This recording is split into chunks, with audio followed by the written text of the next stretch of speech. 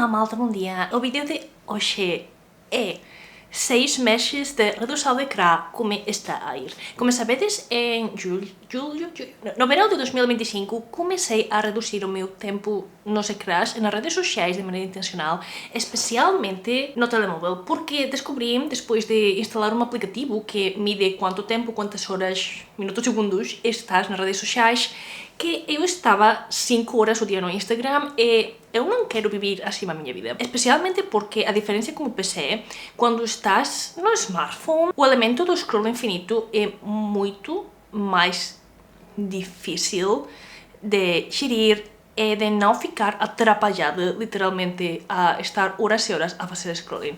Agora bem, tenho que dizer-vos que uma das coisas que aprendi é que mudei muito do meu tempo, das minhas horas de estar no Instagram ou no telemóvel, a estar no laptop. Então, foi uma vitória parcial, mas uma coisa muito importante que sucedeu é que quando eu estou no laptop, não fico tão mal, não fico tão mentalmente exausta, a minha atenção sofre menos, e é mais fácil controlar o que estou a consumir e por quanto tempo. Não sei se é única exclusivamente a causa de não ter o scroll infinito, porque, por exemplo, agora se vou ao TikTok, não tenho a conta aberta, vou simplesmente a TikTok e vejo o criador de conteúdo que eu quero ver e só vejo a página deles. Então, isso ajuda muito. Depois no YouTube, faço o esforço de tentar utilizar o ecrã completo, ou de não ter 40 vídeos ao mesmo tempo, que é difícil de não fazer, mas isso também ajuda muitíssimo porque força a focalizar a atenção. E tenho que dizer-vos que estou a notar que há muitos vídeos do YouTube que, além de que sejam conteúdo longo, eu não consigo concentrar-me pelos. E não sei se é porque não tenho um interesse real, se simplesmente estou a tentar escapar da vida, ou se simplesmente a minha atenção não está tão forte como deveria estar. Mas não estou a conseguir fazer isso muito bem e é uma coisa na que quero trabalhar em 2026. Depois, este mês tomei a decisão de reduzir todavia mais o meu tempo de Instagram. Inicialmente, o que fiz foi estupidificar o meu smartphone, fazer que fora mais inconveniente aceder aos aplicativos, e no Instagram, que era o meu problema principal, o que fiz foi utilizar uma das settings que permite ter uma notificação quando leva certo tempo no aplicativo. Então, quando levo 45 minutos, me diz que levas 45 minutos, se calhar é melhor fechá-lo. E dessa opção de posponer 5, 10, 15 minutos ou todo o dia se queres, esta pequena notificação esteve a ajudar-me muito, mas ao final eu normalmente continuo a dizer 5 minutos mais, 10 minutos mais, ou não me mandes mais notificações hoje porque quero continuar utilizando o aplicativo. E tenho que dizer que sinto-me melhor quando literalmente não estou no telemóvel. Sinto-me muitíssimo melhor utilizando redes sociais no laptop, com o ecrã grande e com essa pequena pausa ou redução na imediatez que vem com não estar no telemóvel. Depois também tenho um iPad. O meu iPad diretamente não tem a maior parte dos aplicativos de comunicações porque o seu objetivo principal e a razão pela qual eu o comprei é para utilizar de segundo ecrã. E estive a utilizar mais o iPad porque posso ir tipo a Pinterest e não tenho ali o Instagram instalado, não tenho o WhatsApp instalado, não tenho quase nada de comunicação instalado, então acho que puedo utilizar esse ecrã táctil mais grande sem estar em aplicativos como scroll infinito. Não sei se o Pinterest conta como scroll infinito, mas honestamente tampouco consigo estar muito tempo no Pinterest porque com um carinho já me chega. Não tenho problema com o Pinterest, assim que não é problema para mim, é muito, muito mais cômodo. Se algum de vocês está a pensar se necessita um iPad, honestamente não é uma necessidade definitivamente, mas é um luxo cômodo, especialmente se é simplesmente para ter um ecrã mais grande, um bocadinho mais cômodo que ter o teclado incluído. E depois, agora, podes comprar uns teclados super fininhos que vão na capa e são super fáceis de utilizar também, como se fora um laptop.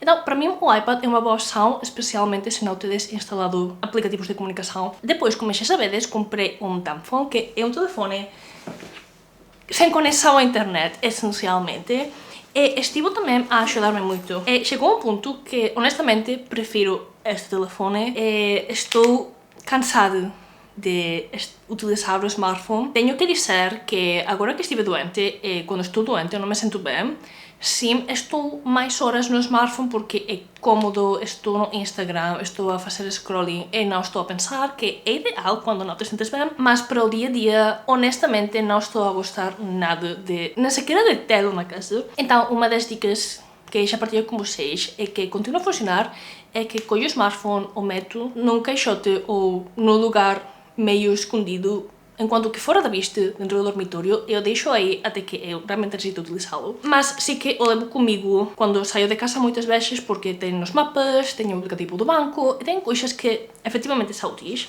Mas é muito refrescante para mim saber que se há uma emergência, se tenho que, não sei, fazer qualquer coisa oficial que não necessita um aplicativo, que todavía se consegue. Tenho o telefone sem internet, se tenho algum pacote de correios, tenho aqui notificação, não tenho que entrar no telemóvel, porque normalmente quando entro no telemóvel para uma coisa, acabo no Instagram. Então, prefiro muitíssimo mais utilizar este, sinto que a minha vida seria mais simples se não tivesse literalmente que utilizar o smartphone. Obviamente, se podem utilizar os aplicativos hoje em dia ou os sítios web, mas malta, sejamos honestos, é útil, é prático, é conveniente. Ao final do dia, eu falo muito mal do smartphone, mas é uma necessidade para muita gente e faz a vida mais fácil. Honestamente, se pudesse simplesmente não falar com ninguém através das redes sociais, provavelmente solventaria o meu problema com o smartphone.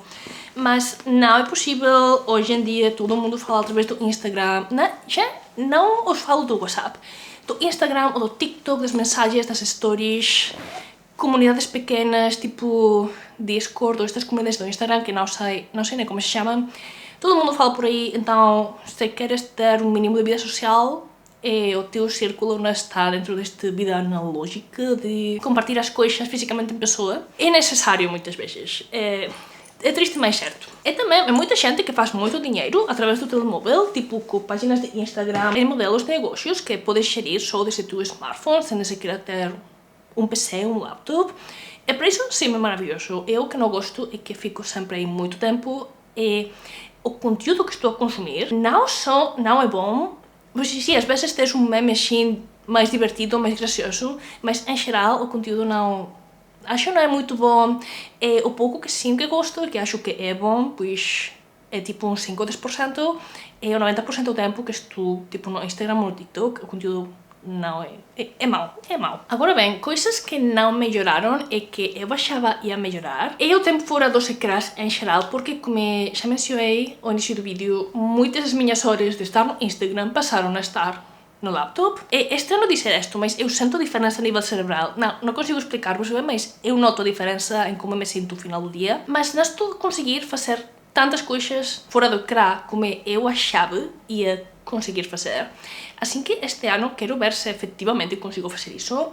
Não sei se vi um vídeo, vi alguma coisa na internet que falava de que agora mesmo há uma cultura enquanto relacionamentos, também de amizade, que é a catch-up culture. Isto quer dizer que a gente que ficas com os amigos não para fazer coisas com eles, mas para partilhar resumos das vossas vidas em vez de viver coisas juntos. E estive a pensar sobre isso e tal verdade, muitas vezes quando falo com os meus amigos, estou a dizer-lhes o que me sucedeu, mas não, eles me dizem o que lhes sucedeu e comentamos isso, mas não fazemos coisas juntos. A única coisa que não tem a ver com o resumo é ficar tipo num café para fazer o resumo, mas muitas vezes nem sequer é isso, simplesmente videochamada ou mensagens a contar o que sucedeu, mas não estamos a fazer coisas juntos. Entendem o que quero dizer? E acho que é uma coisa muito triste quando pensas nisso, porque obviamente o modelo social atual, a economia, os modelos de trabalho não ajudam e não favorecem que a gente